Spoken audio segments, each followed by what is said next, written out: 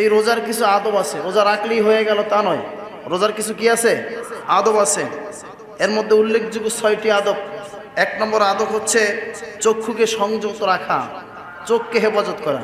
নামাজ রোজা সাইরনা, মা বাবাকে ভুইল না। ওরে নামাজ রোজা সাইরনা, মা বাবাকে ভুইল না। জন্নতবাসী হইতে হইলে, জন্নতবাসী হইতে হইলে প্রাণ ভরে করো সাধনা। লা ইলাহা ইল্লাল্লাহু, লা ইলাহা।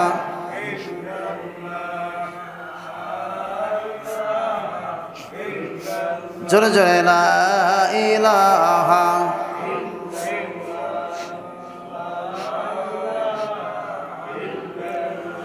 লা ইলাহা ইল্লাল্লাহু মুহাম্মাদুর রাসূলুল্লাহ সাল্লাল্লাহু আলাইহি ওয়াসাল্লাম। আলহামদুলিল্লাহ, মহান আল্লাহ সুবহানাহু ওয়া তাআলার দরবারে লাখো কোটি শুকরিয়া জ্ঞাপন করছি যে মহান রব্বুল আলামিন আজকে পবিত্র মাহে রমজানের দ্বিতীয় জুমায় আল্লাহর পবিত্র ঘর মসজিদ কাবা শরীফের টুকরায় জুমার সালাত আদায়ের উদ্দেশ্যে আমাদেরকে আসার ও বসার সুযোগ করে দিয়েছেন। এজন্য আমরা সকলেই শুকরিয়াতান, ইমানের তেজে তেজিয়ান হয়ে হৃদয়ের সবটুকুন আবেগ আর অনুভূতিকে উজাড় করে দিয়ে মর্দে মুজাহিদের মতো চিৎকার দিয়ে বলি আলহামদুলিল্লাহ। অসংখ্য অগণিত দরুদ ও সালাম নবী পাকের উপরে, যে নবী করিম সাল্লাল্লাহু আলাইহি ওয়াসাল্লামকে পয়দা না করলে মহান আল্লাহ সুবহানাহু ওয়া তাআলা তামাম জগৎ সৃষ্টি করতেন না। তিনি হলেন হাবিবে কিবরিয়া, শাহানশাহ রিসালাত, আফতাবে নবুয়ত, তামাম নবীদের নবী, আপনার আমার নবী, আখিরি জামানার পয়গাম্বর, নূরে মুজাসসাম, নূরুন আলা নূর, নূরে মদিনা, হায়াতুন নবী, জিন্দা নবী জনাবে মুহাম্মদুর রাসূলুল্লাহ, সকলেই পড়ি সাল্লাল্লাহু আলাইহি ওয়াসাল্লাম। মুআজ্জাজ হাজিরিন, আজকে পবিত্র মাহে রমজানের দ্বিতীয় জুমা। আমি আজকে কয়েকটি বিষয় নিয়ে আপনাদের সম্মুখে আলোচনা করতে চাচ্ছি। তার মধ্যে অন্যতম বিষয় হচ্ছে রোজার আদব সম্পর্কে। রোজা যেমন আছে, রোজার আদবও আছে। রোজার আদব নিয়ে কিছু কথা বলতে চাচ্ছি এবং সাহারির বরকত ও তারাবি সম্পর্কে, এতেকাফ সম্পর্কে কয়েকটি বিষয়ের উপরে কথা হবে। আল্লাহ তাআলা যেন আমাকে বলা এবং আমাদের সকলকে আমলের নিয়তে শোনার তৌফিক দান করেন, সকলেই বলে আমিন। আল্লাহ তাআলা আমাদের জন্য রোজা ফরজ করছেন। কি করছেন? বিগত জুমা আপনারা শুনছেন যে আল্লাহ তাআলা আমাদের জন্য রোজা ফরজ করছেন। শুধু আমাদের জন্যই নয়, আমাদের পূর্ববর্তীদের উপরে যেরকম ফরজ ছিল আমাদের উপর এরকম ফরজ করা হয়েছে। বলেন না সুবহানাল্লাহ। তো এই রোজার কিছু আদব আছে, রোজা রাখলেই হয়ে গেল তা নয়। রোজার কিছু কি আছে? আদব আছে। এর মধ্যে উল্লেখযোগ্য 6টি আদব। 1 নম্বর আদব হচ্ছে চক্ষুকে সংযত রাখা, চোখকে হেফাজত করা। আমি রোজা রাখলাম, আমার চোখের দৃষ্টি ঠিক নাই, ঠিক না, আমার জবান ঠিক নাই, কথা বুঝে আসছে, আমি অশালীন ভাষা ব্যবহার করি, রোজা রেখে লাভ কি? কথায় মিথ্যা বলি, ছলছাতুরি করি, তো রোজার হক আদায় সঠিকভাবে হলো না। এজন্য রোজার 6টি আদব রয়েছে। কয়টি? 6টি আদব রয়েছে। 1 নম্বর আদব হচ্ছে চোখকে সংযত রাখা, চোখের হেফাজত করা। কেননা হুজুরে পাক সাল্লাল্লাহু আলাইহি ওয়াসাল্লাম বলেছেন যে দৃষ্টি শয়তানের তীরগুলোর মধ্যে একটা তীর। চোখের দৃষ্টি কি? শয়তানের তীরগুলোর মধ্যে একটা তীর। মানুষ চোখের নজরে বহুত কিছু করে, ঠিক কিনা? চোখের নজরে কি করে? বহুত কিছু করে। এজন্য আল্লাহ তাআলা সূরা নূরের মধ্যে বলছেন, কুল্লিল মুমিনিনা ইয়াগুদ্দু মিন আবসারিহিম ওয়া ইয়াহফাজু ফুরুজাহুম যালিকা আযকা লাহুম ইন্নাল্লাহা খাবীরুম বিমা ইয়াসনাউন। হে নবী, আপনি ঘোষণা দেন, দুনিয়ার মানুষ তোমরা যখন রাস্তাঘাটে হাঁটো, তোমাদের যদি বেগানা নারীর দিকে যদি চোখ পড়ে যায়, পরনারীর দিকে যদি চোখ পড়ে যায়, সাথে সাথে তোমাদের চোখটাকে নিম্নগামী করো। চোখটাকে কি করো? নিম্নগামী করো, বিপরীত দিকে ঘুরাও। তোমরা পরনারী দেখে মনে মনে কি চিন্তা করো, ওই মহিলা দেখতে কেমন, কতটুক মোটা, কতটুক লম্বা, তোমরা যে গবেষণাটা করো এটা আল্লাহ ভালো জানেন, ঠিক না? আল্লাহ ভালো জানেন, আল্লাহর কাছে খবর আছে। খবীরুম বিমা ইয়াসনাউন, আল্লাহ বলছেন আমি অবগত আছি, খবর আমার কাছে আছে। মানুষ নিজের ধ্যান ধারণায়, কল্পনায় কি চিন্তা করে, মানুষ কি চিন্তা ভাবনা করে, দুনিয়ার মানুষ জানে না। এটা মনের ব্যাপার, ঠিক না? অন্তরে অন্তরে কি ধারণা করে দুনিয়ার মানুষ জানে না, কিন্তু খবরটা জানেন কে? আল্লাহ। এজন্য বলছেন যে তোমরা রোজা রেখে তোমার চক্ষুকে হেফাজত করো, দৃষ্টিকে হেফাজত করো, চোখটাকে নিম্নগামী রাখো। রোজা খালি যে না খায়া থাকলে এটাই রোজা না, সব অঙ্গ প্রত্যঙ্গের রোজা আছে, ঠিক কিনা? সব অঙ্গ প্রত্যঙ্গের রোজা আছে। যে ব্যক্তি আল্লাহর ভয়ে তাকে হেফাজত করে, যে ব্যক্তি আল্লাহর ভয়ে চোখটাকে কি করে? হেফাজত করে, চোখেরকে সংযত রাখে, দৃষ্টিকে সংযত রাখে, আল্লাহ পাক তাকে ঈমানের নূর দান করেন। সুবহানাল্লাহ বলেন। কি দান করেন? ঈমানের নূর দান করেন, যার স্বাদ সে অন্তরে অনুভব করে। সুবহানাল্লাহ। অমিয়া রোজা কবুল হয়েছে কি হয় নাই এটা কিন্তু নিজেই বোঝা যায়, যে আমি রোজা রেখে সারাদিন কি আমল করলাম, কি আমল করলাম, এতেই বোঝা যায়। আপনি দেখবেন যে ব্যক্তি নামাজ পড়ে তার নামাজটা আসলে ঠিক মতো হয়েছে কিনা নিজেই কিন্তু বোঝে, যে নামাজের মধ্যে খুশি খুশি আছে কিনা, নামাজটা আল্লাহ সন্তুষ্টির জন্য পড়তে পারলাম কিনা, নামাজের মধ্যে দুনিয়ার কোনো চিন্তা করছি কিনা। যদি দেখে না সব ঠিক আছে, তাহলে নিজেই বোঝে যে আসলে আজকে আমার নামাজটা নামাজের মতো হয়েছে, ঠিক না? অনুরূপ রোজা ওরকম, যে আজকে রোজা রেখে আমি কোথাও বাজে দিকে দৃষ্টি দেই নাই, জবানের হেফাজত করেছি, মানুষের সাথে মিথ্যা বলি নাই, এক মুখে নানান কথা বলি নাই, ঠিক না? তাহলে বোঝা যায় যে আমার রোজাটা মঞ্জুর হয়েছে। সুবহানাল্লাহ বলেন। ওমিয়া রোজা এমন একটা ইবাদত, আমার আল্লাহ বলছেন হাদিসে কুদসি, যা সওমুলি ওয়া আনা আযজি বিহি, রোজা আমার জন্য আর এর পুরস্কার আমি আল্লাহ বান্দাকে নিজ হাতে দান করব। সুবহানাল্লাহ বলেন। কত সুন্দর কথা। যত আমল তোমরা করো এর নেকিগুলি আমি বলি ফেরেশতারা তোমরা লিপিবদ্ধ করো। আল্লাহ বলেন ফেরেশতারা তোমরা লেখো, কিন্তু রোজার যে একটা পুণ্য যে সওয়াবটা এটা তোমরা হিসাব করা দরকার নাই, এটা আমি আল্লাহ নিজে বান্দাকে দান করবো। সুবহানাল্লাহ। এজন্য হাদিসে মুবারাকার মধ্যে আসছে রোজাদারের জন্য দুইটা আনন্দ। কয়টা? জোরে বলেন। দুইটা আনন্দ, দুইটা খুশি। একটা হচ্ছে ইফতারের পূর্বে। কোন সময়? ইফতারের পূর্বে। আপনি দেখেন রোজাদার যখন সারাদিন রোজা রেখে ইফতারের 10 মিনিট আগে সামনে নানান রকমের ইফতারি নিয়ে বসে নাড়ায় চাড়ায়, কিন্তু খায় না। কি করে না? খায় না। ইচ্ছা করলে সে খাইতে পারে, কারণ আল্লাহ তোর পুলিশ পাঠাইবে না যে পিটাইয়া নিষেধ করতে হবে। পাঠাইবেন? পাঠাইছেন কখনো? খায় না। কারণ কি? ওই যে খোদাবীতি, আল্লাহর ভয়। কার ভয়? আল্লাহর ভয়। তখন আমার আল্লাহ প্রশংসা করে, এই ফেরেশতারা বান্দা বানাইতে নিষেধ করছিলা, বনি আদম বানাইতে কি করছিলা? নিষেধ করছিলা। দেখো তার সামনে নানা রকমের খাবার আছে, খাইলে খাইতে পারে, কিন্তু আমার ভয়ে খায় না। অতএব এই রোজাদারের পুরস্কার আমি আল্লাহ নিজেই দেব। সুবহানাল্লাহ বলেন। এই জন্য দুইটা আনন্দ। এক হচ্ছে ইফতারের পূর্বে। এক কি? ইফতারের পূর্বে দেখছেন বারবার ঘড়ি দেখে, আয় রে এখনো কেন 6টা 14 বাজে না, ঠিক না? দেখতেছে, তারপরও খায় না।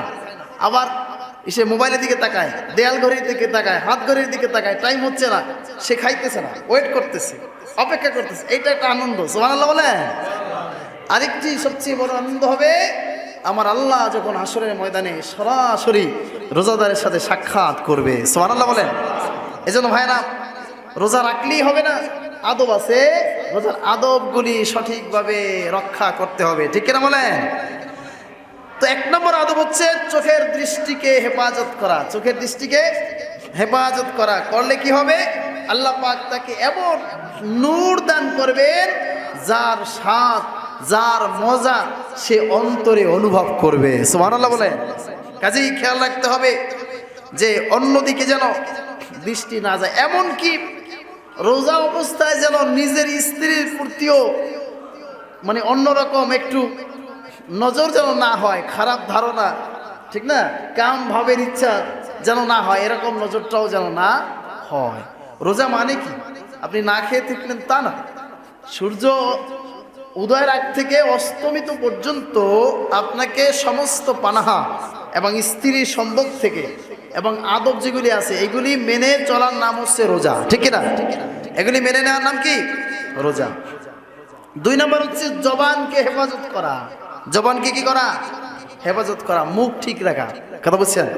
আপনি এখন এক কথা বললেন, পরে আরেক কথা বললেন, কথায় কথায় আপনি মিথ্যা বললেন রোজা রেখে, এবং আপনি মানুষের গীবত শিকায়ত করলেন। আছে না মানুষের পিছনে যে সমালোচনা করে, এটাকে কি বলে? গীবত বলে। গীবত এমন খারাপ, আল গীবত আসাদ্দু মিনাজ জিনা। গীবত হচ্ছে জিনার চাইতেও খারাপ। জোরে বলেন নাউজুবিল্লাহ। এজন্য বুখারী শরীফে আছে রোজা মানুষের ঢাল স্বরূপ। আস-সাওমু জুন্নাতুন। রোজা কি? ঢাল। রোজা হচ্ছে তরবারি। কাজেই আজে বাজে কথা থেকে জবানকে হেফাজতে রাখতে হবে, ঠিক কি না? বাজে কথা থেকে, কটু কথা থেকে জবানকে হেফাজত রাখতে হবে। কেউ যদি আপনার সাথে ঝগড়া করতে চায়, কি চায়?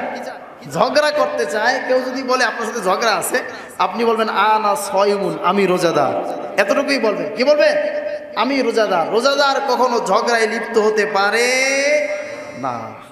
প্রিয় ভাইরা আমার, হুজুরে পাক সাল্লাল্লাহু আলাইহি ওয়াসাল্লামের জামানায় 2 জন নারী রোজা রেখে ক্ষুধায় কাতর হয়ে পড়ছে, ক্লান্ত হয়ে গেছে ক্ষুধায়। তাদের এই অবস্থা দেখে সাহাবাগণ হুজুর সাল্লাল্লাহু আলাইহি ওয়াসাল্লামের খেদমতে হাজির হয়ে তাদের সম্পর্কে জিজ্ঞাসা করছে নবীর কাছে, যে এই অবস্থা, যে 2 জন নারী রোজা রেখে একদম ক্ষুধায় কাতর হয়ে গেছে। হুজুর সাল্লাল্লাহু আলাইহি ওয়াসাল্লাম তাদের কাছে একটি পেয়ালা পাঠিয়ে দিলেন। কি পাঠাইছেন? পেয়ালা পাঠিয়ে দিয়েছেন, আর বলছেন এই পেয়ালায় যেন তারা বমি করে। কি করে? জোরে বলেন না, খুব খেয়াল করেন, এখানে শিক্ষণীয় বিষয় আছে। এই পেয়ালায় তারা যেন বমি করে, যেহেতু ক্ষুধায় ক্লান্ত হয়ে গেছে, ক্ষুধার চোটে যেন বমি করে। বমি করার পর দেখা গেল তাতে গোস্তের টুকরা ও তাজা রক্ত। গোস্তের টুকরা ও তাজা রক্ত। এর কারণ ব্যাখ্যা করে হুজুর সাল্লাল্লাহু আলাইহি ওয়াসাল্লাম বললেন, তারা হালাল রুজি খেয়ে তারা রোজা রাখছে সত্য, কিন্তু গীবত করে হারাম ভক্ষণ করছে। গীবত করে কি করছে? হারাম ভক্ষণ করছে, তাই তাদের এই দুরবস্থা হয়েছে। অভিজ্ঞতায় দেখা যায় যে রোজায় মুত্তাকিনদের কোনোই কষ্ট হয় না, আর আফসোস বড়, আর ফাসেকরা বড় কষ্ট পায়। আল্লাহ পাক গীবতকে আপন মৃত্যু ভাইয়ের গোস্ত খাওয়ার সমতুল্য বলেছেন। ওই 2 মহিলা হালাল খাইয়া রোজা রাখছে ঠিক, কিন্তু রোজা রেখে গীবত করার কারণে সে আপন মৃত্যু ভাইয়ের গোস্ত খাওয়ার সমতুল্য হয়েছে, যে কারণে বমি করার পরে তার পেট থেকে গোস্তের টুকরা আর রক্ত বের হইছে। বলেন নাউজুবিল্লাহ। তাহলে বোঝা গেল কি, যে রোজা রেখে পিছনে মানুষের গীবত করা যাবে? জোরে বলেন না, গীবত করা যাবে না। কিন্তু সমাজে এইটাই দেখা যায় বেশি, অহরহ। কি ভাই, আছে কি নাই? জোরে বলেন। 3 নম্বর হচ্ছে কানকে সংযত রাখা। 3 নম্বর আদব কি? 3 নম্বর আদব কি? কানকে হেফাজতে রাখা। অর্থাৎ ওই সব অপ্রিয় বস্তু যা মুখে উচ্চারণ করা নাজায়েজ, এর প্রতি কর্ণপাত কানেও শোনা ঠিক হবে না। যেমন আছে অনেকে রোজা রেখে হিন্দি গান শোনে, হেডফোন লাগাই। আছে কি নাই? আছে না অনেক যুবকেরা রোজা রেখে হিন্দি গান শোনে, কানে হেডফোন লাগাইয়া, কিংবা বিভিন্ন নাটক ছবি দেখে। কারণ কি? রোজার সময় কাটায়। ওদেরকে যদি বলেন যে এটা করো কেন, ওদের সময় তো কাটে না, সময় কাটছে, কিন্তু তোমার যে রোজার যে আদবের খেলা করছে, তুমি তো এটা খেয়াল করতেছো না। এই জন্য রোজা রেখে কানে বাজে কিছু এগুলি শ্রবণ করা যাবে না। এটা হচ্ছে রোজার আদব। 4 নম্বর হচ্ছে বাকি সব অঙ্গ প্রত্যঙ্গের হেফাজত করা, ঠিক কিনা? এই যে 4টা। 5 নম্বর আদব হচ্ছে ইফতারির সময় হালাল খাদ্য দিয়ে, ইফতারির সময় কি করা? হালাল খাবার দিয়ে ইফতার গ্রহণ করা। কোন খাবার? হালাল খাবার। এইখানে একটা কথা আছে, ইফতারি করতে হয় অল্প পরিমাণ, সামান্য পরিমাণ ইফতারি করা সুন্নাত। সামান্য পরিমাণ কি ইফতার করা সুন্নাত।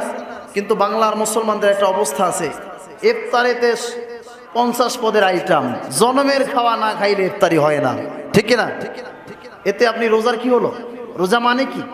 রোজা হচ্ছে তাকওয়া। রোজা মানে কি? আত্মশুদ্ধি। আপনি রোজা রাখলেন, আপনি রোজা তো আদব রক্ষা করতে হবে। এখন যদি জনমের খাওয়া খান, খালি হইল কি টাইম চেঞ্জ করলেন, আগে 3 বেলা খাইতেন, ওই জায়গাতে 2 বেলা ঠিকই খাচ্ছেন, বরঞ্চ মাগরিবের পরে আরো বেশি খাচ্ছেন, তাহলে আপনি কেমন রোজা রাখলেন? এজন্য রাসূল বলছেন যে হালাল বস্তু দিয়ে ইফতার করা এবং অল্প খাবার দিয়ে ইফতার করে সন্তুষ্ট থাকা। বলেন না সুবহানাল্লাহ? এটা রোজার আদব, এটি খেয়াল রাখতে হবে।